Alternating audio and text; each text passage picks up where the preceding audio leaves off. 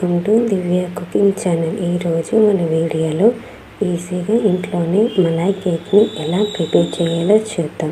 ముందుగా ఒక బౌల్లో 1 కప్ పెరుగు, 1 కప్ షుగర్ వేసుకొని బాగా బీట్ చేయండి.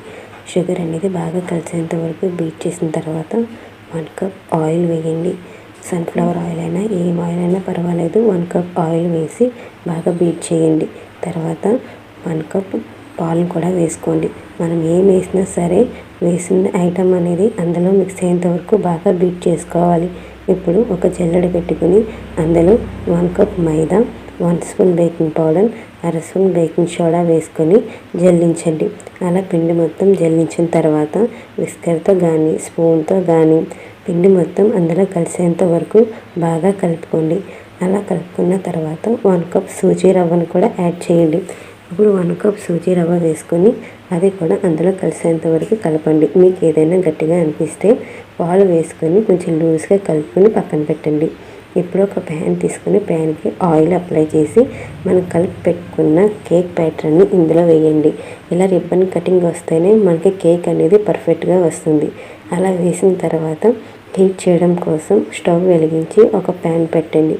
దాని మీద మనం ప్రిపేర్ చేసుకున్న కళాయి పెట్టి మూత పెట్టి 15 నిమిషాల పాటు కుక్ చేయండి.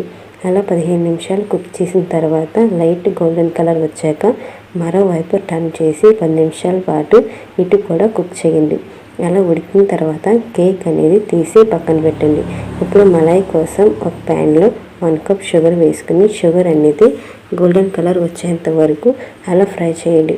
అలా మొత్తం క్యారమెల్ అయిన తర్వాత 1 కప్ పాలు వేసుకొని పాల్లో ఈ షుగర్ మొత్తం కలిసేంత వరకు కలుపుకోండి.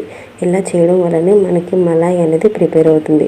ఇలా మొత్తం ప్రిపేర్ చేసుకున్న తర్వాత షుగర్ అంతా అందులో కలిసిన తర్వాత మన చల్లారి పెట్టుకున్న కేక్కి ఏదైనా స్పూన్తో ఇలా డాట్స్ పెట్టుకొని ఇందులో మనం ప్రిపేర్ చేసిన మలాయిని వేయండి. అప్పుడే కేక్ అనేది మలాయిని బాగా అబ్జర్వ్ చేసుకుంటుంది.